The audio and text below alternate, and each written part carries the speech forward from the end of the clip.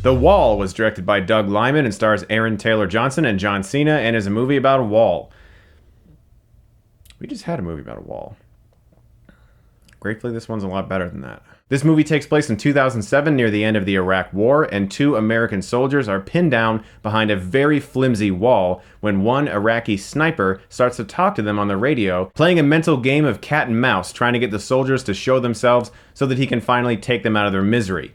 This film I was pretty excited to see, largely because of Doug Liman's involvement. I really like The Bourne Identity, Edge of Tomorrow, some of his earlier films like Swingers. I mean, the man is super, super talented and I think pretty underrated as a filmmaker. And this was a very contained movie. It's really just one location in the middle of the desert and a cast of 3 people. And one of them is just a voice on the radio. So it's really kind of just a cast of 2 people.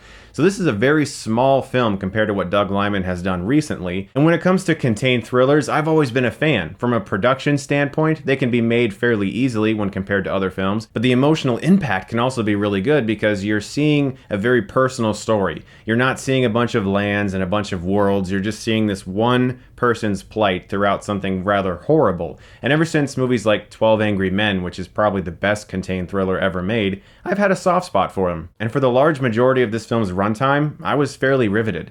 Liman makes the choice to not Hollywoodize this in any way. He will take really long takes of Johnson just making a tourniquet. He won't cut anything to save time. He doesn't change camera angles constantly to make you feel like you're more invested in something that simple, like making a rope to try to get a weapon that's maybe far away and he can't reach it. He takes his time to show all of these events so that you can really feel the frustration of our lead character. And it pays off really well because for the majority of this movie, I felt like I was there. It's not quite real time. Sometimes Johnson slips in and out of consciousness and we lose a few hours. But for the most part, you feel like you are baking in the sun with these 2 guys. Johnson is really good in this movie. There are some scenes that are rather grueling and disgusting to watch, and he really pulled it off. You feel his suffering, and John Cena really surprised me. He was likable pretty much instantaneously and believable as a soldier. I thought he really sold it. So as for the voice on the radio, which is the main villain of the film, kind of like the Kiefer Sutherland character in Phone Booth,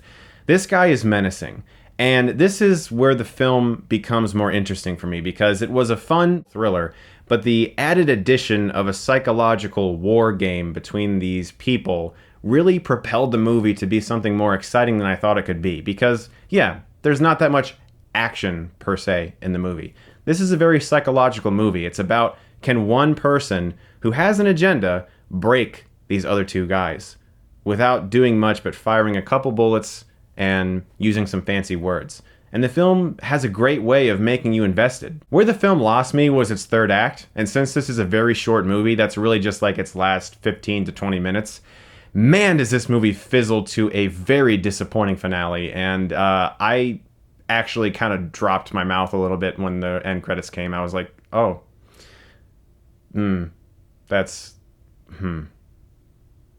okay. I get the message that Liman is going for. There is a uselessness to war, I think is what he's trying to say, and that sometimes there really is no point to anything. But watching a film where, again, I don't want to get into spoilers or anything, but like, it just kind of, it's like, it was like a firecracker and then it just fizzled to a dud. But I would recommend seeing this movie because it has 2 really good central performances. No one's really talking about this movie, and Doug Liman does a really fantastic job directing a lot of in-action sequences. I'm going to give The Wall a B. Guys, thank you so much as always for watching. I greatly appreciate it. I want to let you know that my promotion with Audible is still going on. If you guys go to audible.com/Chris, you can get a free 30-day trial. They have hundreds of thousands of audiobooks at your disposal. You can listen to them on so many different types of devices. I've had a great time going through Stephen King's library. A lot of Star Wars novels are on this site as well. And I appreciate the fact that they are continuing to sponsor my videos. So please visit audible.com/Chris for your free 30-day trial. Thank you very much, as always, for watching, guys. If you like this, you can click right here and get Stuckmanized.